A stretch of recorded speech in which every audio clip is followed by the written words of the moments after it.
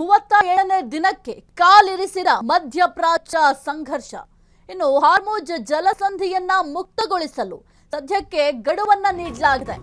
37ನೇ ದಿನಕ್ಕೆ ಕಾಲಿರಿಸಿದ ಮಧ್ಯಪ್ರಾಚ್ಯ ಸಂಘರ್ಷ. ಹಾರ್ಮುಜ್ ಜಲಸಂಧಿ ಮುಕ್ತಗೊಳಿಸಲು ಈಗ ಗಡುವನ್ನ ನೀಡಲಾಗಿದೆ. ಇರಾನ್ಗೆ ಅಂತಿಮ ಗಡುವನ್ನ ಈಗ ಅಮೆರಿಕ ವಿಧಿಸಿದೆ. ಅಮೆರಿಕದ ಅಂತಿಮ ಗಡುವು ತಳ್ಳಿ ಹಾಕಿರುವ ಇರಾನ್ ರಾಜಧಾನಿ ತೆಹರಾನ್ ಮೇಲೆ ವ್ಯಾಪಕ ದಾಳಿ. ಅಮೆರಿಕದ ದಾಳಿಯಲ್ಲಿ ಹಿರಿಯ ಅಧಿಕಾರಿಗಳು ಸಾವನ್ನಪ್ಪಿದ್ದಾರೆ. ಅಮೆರಿಕ ಅಧ್ಯಕ್ಷ ಟ್ರಂಪ್ ಹಕ್ಕು ಮಂಡನೆ. 37ನೇ ದಿನಕ್ಕೆ ಈಗ ಮಧ್ಯಪ್ರಾಚ್ಯ ಸಂಘರ್ಷ ಕಾಲಿರಿಸಿದೆ. ಹಾರ್ಮುಜ್ ಜಲಸಂಧಿಯನ್ನ ಮುಕ್ತಗೊಳಿಸಬೇಕು ಅಂತ ಗಡುವನ್ನ ಕೊಟ್ಟಿದ್ದಾರೆ. ಇರಾನ್ಗೆ ಅಂತಿಮ ಗಡುವನ್ನ ಈಗ ಅಮೆರಿಕ ವಿಧಿಸಿದೆ. ಆದ್ರೆ ಈ ಒಂದು ಗಡುವು ಅಥವಾ ಎಚ್ಚರಿಕೆಗೆ ಇರಾನ್ ತಲೆ ಕೆಡಿಸ್ಕೊಳ್ತಾ ಇಲ್ಲ. 37ನೇ ದಿನಕ್ಕೆ ಈ ಒಂದು ಮಧ್ಯಪ್ರಾಚ್ಯ ಸಂಘರ್ಷ ಕಾಲಿರಿಸಿದೆ. ಕೇವಲ ಮಧ್ಯಪ್ರಾಚ್ಯ ರಾಷ್ಟ್ರದಲ್ಲಿ ಮಾತ್ರ ಈ ಒಂದು ಯುದ್ಧದ ಎಫೆಕ್ಟ್ ಇಲ್ಲ, ಎಲ್ಲೆಡೆಯೂ ಕೂಡ ಈ ಒಂದು ಯುದ್ಧದ ಎಫೆಕ್ಟ್ ತಟ್ಟಿದೆ. ಈ ಒಂದು ಮಧ್ಯಪ್ರಾಚ್ಯದಲ್ಲಿ ಅಮೆರಿಕ ಮತ್ತು ಇರಾನ್ ನಡುವಿನ ಉದ್ವಿಗ್ನತೆ ಈಗ ಅತ್ಯಂತ ಕಠಿಣ ಹಂತಕ್ಕೆ ತಲುಪಿದೆ. ಇನ್ನು ಮುಖ್ಯವಾಗಿ ಫೆಬ್ರವರಿ 28, 2026 ಈ ಒಂದು ಯುದ್ಧ ಪ್ರಾರಂಭ ಆಗುತ್ತೆ. ಇವತ್ತಿಗೆ 37ನೇ ದಿನ. ಇದು 37 ದಿನದಿಂದಲೂ ಕೂಡ ಸತತವಾಗಿ ಯುದ್ಧ ನಡೀತಾನೆ ಇದೆ. ಈ ಒಂದು ಯುದ್ಧ ನಿಲ್ಲುವ ಯಾವುದೇ ಲಕ್ಷಣಗಳು ಕೂಡ ಕಾಣ್ತಾ ಇಲ್ಲ. ಇನ್ನು ವಿಶ್ವದ ಪ್ರಮುಖ ತೈಲ ಮಾರ್ಗ ಯಾವುದು ಅಂತ ಅಂದ್ರೆ ಅದು ಹಾರ್ಮುಜ್ ಜಲಸಂಧಿ ಅಂತ ಹೇಳ್ತೀವಿ. ಈ ಒಂದು ಹಾರ್ಮುಜ್ ಜಲಸಂಧಿಯನ್ನ ಇರಾನ್ ಬಂದ್ ಮಾಡಿರೋದಕ್ಕೆ ಈಗ ಅಮೆರಿಕ ಅಧ್ಯಕ್ಷ ಡೊನಾಲ್ಡ್ ಟ್ರಂಪ್ ಅವರು ತೀವ್ರ ಆಕ್ರೋಶವನ್ನು ಕೂಡ ವ್ಯಕ್ತಪಡಿಸ್ತಾ ಇದ್ದಾರೆ. ಹೆಚ್ಚಿನ ಮಾಹಿತಿ ನೀಡ್ತಾರೆ ನಮ್ಮ ಪ್ರತಿನಿಧಿ ಸಂತೋಷ್. ಈ ಒಂದು ಮಧ್ಯಪ್ರಾಚ್ಯ ಸಂಘರ್ಷ 37ನೇ ದಿನಕ್ಕೆ ಕಾಲಿರಿಸಿದೆ. ಒಂದು ಕಡೆ ಡೊನಾಲ್ಡ್ ಟ್ರಂಪ್ ಅವರು ಎಚ್ಚರಿಕೆಯನ್ನು ಕೊಡ್ತಾ ಇದ್ದಾರೆ, ಮತ್ತೊಂದು ಕಡೆ ಈ ಒಂದು ಎಚ್ಚರಿಕೆಗೆ ಕ್ಯಾರೆ ಅಂತ ಇಲ್ಲ ಇರಾನ್ ಅವರು. ಏನಾಗ್ತಾ ಇದೆ ಒಂದು ಯುದ್ಧ ದಿನದಿಂದ ದಿನಕ್ಕೆ ತೀವ್ರ ಸ್ವರೂಪವನ್ನ ಪಡ್ಕೊಳ್ತಾ ಇದೆ. ಸದ್ಯಕ್ಕೆ ಯಾವುದೇ ರೀತಿಯ ನಿಲ್ಲುವ ಲಕ್ಷಣಗಳಂತೂ ಕಾಣ್ತಾ ಇಲ್ಲ. ಸಾಹಿತ್ಯ ಈಗ ಹಾರ್ಮುಜ್ ಜಲಸಂಧಿ ಈ ಮಧ್ಯಪ್ರಾಚ್ಯ ಯುದ್ಧದಿಂದಾಗಿ ಸಂಪೂರ್ಣ ಕ್ಲೋಸ್ ಆಗಿದೆ.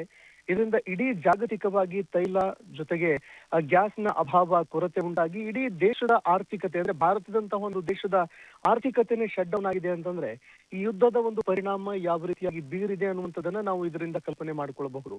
ಇನ್ನು ಮತ್ತೊಂದು ಕಡೆ ಈ ಮಧ್ಯಪ್ರಾಚ್ಯ ಯುದ್ಧ 37 ದಿನಗಳಾಯ್ತು, ಇವತ್ತಿಗೂ ಕೂಡ ಮುಂದುವರಿತಾ ಇದೆ. ಯುದ್ಧ ಯಾವಾಗ ಮುಗಿಯತ್ತೆ ಅನ್ನುವಂತಹ ಒಂದು ಕಾತುರತೆಯಿಂದ ಅನೇಕ ದೇಶಗಳು ಕಾಯ್ತಾ ಇದ್ದಾರೆ. ಯಾಕಂದ್ರೆ ಪ್ರತಿಯೊಂದು ದೇಶಗಳ ಆರ್ಥಿಕತೆ ಮೇಲೆ ಜೊತೆಗೆ ಅಲ್ಲಿಯ ಒಂದು ಚಟುವಟಿಕೆಗಳ ಮೇಲೆ ಇದು ತೀವ್ರವಾಗಿ ಪರಿಣಾಮ ಬೀರಿದೆ. ಜೊತೆಗೆ ಮತ್ತೊಂದು ಕಡೆಯಲ್ಲಿ ಡೊನಾಲ್ಡ್ ಟ್ರಂಪ್ ಅವರು ಯಾವಾಗ ಈ ಯುದ್ಧವನ್ನ ಆರಂಭ ಮಾಡಿದ್ರು ಇಸ್ರೇಲ್ ಜೊತೆಗೆ ಸೇರಿಕೊಂಡು, ಅಂದಿನಿಂದ ಇವತ್ತಿನವರೆಗೆ ಗಡುವುಗಳನ್ನ ಕೊಡ್ತಾನೆ ಬರ್ತಾ ಇದ್ದಾರೆ. ಗಡುವನ್ನ ಕೊಡ್ತಾ ಇರುವಂತದ್ದೇನು ಇದೇ ಮೊದಲಲ್ಲ. ಈ ರೀತಿ ಗಡುವುಗಳನ್ನ ಕೊಡ್ತಾ ಇರುವಂತದ್ದು ಈ ಹಿಂದಿನಿಂದಲೂ ಅವರು ಕೊಡ್ತಾನೆ ಬರ್ತಾ ಇದ್ದಾರೆ. ಒಂದು ವೇಳೆ ಏನಾದ್ರೂ ಇರಾನ್ ಈ ಯುದ್ಧವನ್ನ ನಿಲ್ಲಿಸದೇ ಇದ್ರೆ ಅಥವಾ ಶರಣಾಗದೇ ಇದ್ರೆ ನಾವು ಮತ್ತೆ ಅವರ ಮೇಲೆ ಭೀಕರವಾಗಿ ದಾಳಿ ಮಾಡ್ತೀವಿ ಅನ್ನುವಂತಹ ಒಂದು ಎಚ್ಚರಿಕೆಯನ್ನು ಕೂಡ ಕೊಟ್ಟು, ಎಷ್ಟರವರೆಗೆ ಈ ಎಚ್ಚರಿಕೆಯನ್ನ ಕೊಡ್ತಾರೆ ಅಂತಂದ್ರೆ ಇಡೀ ಇರಾನ್ ಅನ್ನ ನಾವು ಸಂಪೂರ್ಣವಾಗಿ ಸರ್ವನಾಶ ಮಾಡ್ಬೇಕಾಗತ್ತೆ ಎನ್ನುವ ಮಟ್ಟಿಗೆ ಎಚ್ಚರಿಕೆಯನ್ನು ಕೂಡ ಕೊಟ್ಟಾಯಿತು. ಈಗ ಮತ್ತೊಮ್ಮೆ ಟ್ರಂಪ್ ಅವರು ಎಚ್ಚರಿಕೆ ಕೊಟ್ಟಿದ್ದಾರೆ, ಅದೇ ರೀತಿಯಲ್ಲಿ ಗಡುವು ಕೊಟ್ಟಿದ್ದಾರೆ. ಅಂತಿಮವಾಗಿ ಗಡುವು ಅಂತ ಇದನ್ನ ಹೇಳಲಾಗ್ತಾ ಇದೆ.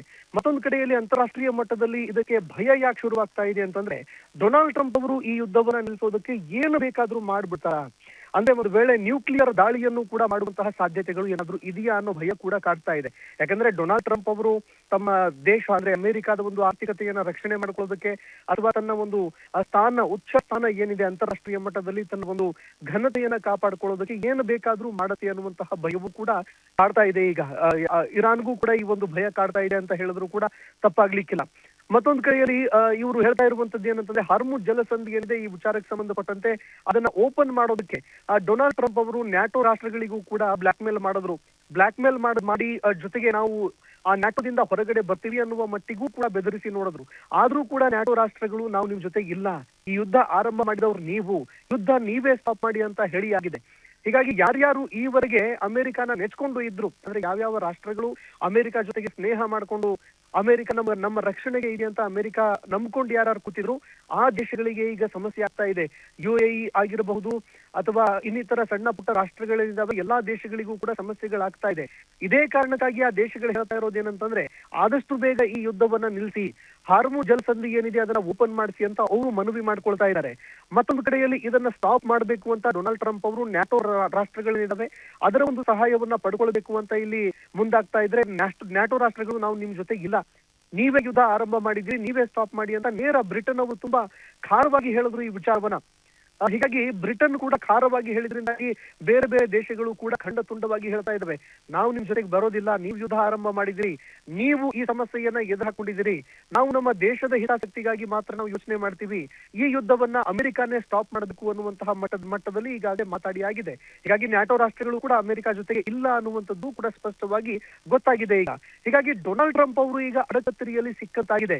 ಹೀಗಾಗಿ ಟ್ರಂಪ್ ಅವರು ಏನು ಬೇಕಾದ್ರೂ ಕೂಡ ಮಾಡೋದಕ್ಕೆ ಹೆಸೋದಿಲ್ಲ ಅನ್ನುವಂತಹ ಒಂದು ಭಯ ಕೂಡ ಕಾಡ್ತಾ ಇದೆ. ಹೀಗಾಗಿ ಎಲ್ರಿಗೂ ಎದುರಾಗ್ತಾ ಇರುವಂತಹ ಪ್ರಶ್ನೆ ಏನಂತಂದ್ರೆ, ಡೊನಾಲ್ಡ್ ಟ್ರಂಪ್ ಅವರು ಕೊಟ್ಟಿರುವಂತಹ ಈ ಒಂದು ಡೆಡ್ ಲೈನ್ ಏನಿದೆ, ಈ ಡೆಡ್ ಲೈನ್ ಬಳಿಕ ಅವರು ಏನಾದ್ರೂ ಭೀಕರವಾಗಿ ದಾಳಿ ಮಾಡೋದಕ್ಕೆ, ಒಂದು ಭಯಾನಕ ದಾಳಿ ಮಾಡೋದಕ್ಕೆ ಏನಾದ್ರೂ ಪ್ಲಾನ್ ಮಾಡ್ಕೊಳ್ತಾ ಇದ್ದಾರೆ ಅನ್ನುವಂಥದ್ದು ಒಂದು ಕಡೆ ಆದ್ರೆ, ಮತ್ತೊಂದು ಕಡೆಯಲ್ಲಿ ಇರಾನ್ ಈ ಯುದ್ಧವನ್ನ ಇಲ್ಲೇ ಸ್ಟಾಪ್ ಮಾಡುತ್ತಾ ಅಥವಾ ಮತ್ತೆ ಮುಂದುವರಿಸುತ್ತಾ ಅನ್ನುವಂತಹ ಒಂದು ಭಯ ಕೂಡ ಅಂತಾರಾಷ್ಟ್ರೀಯ ಮಟ್ಟದಲ್ಲಿ ಯಾರ್ಯಾರು ಈ ಹಾರ್ಮುಜ್ ಜಲಸಂಧಿಯನ್ನ ನೆಚ್ಕೊಂಡಿದ್ರು ಆ ದೇಶಗಳಿಗೆ ಎದುರಾಗ್ತಾ ಇದೆ. ಸಾಹಿತ್ಯ.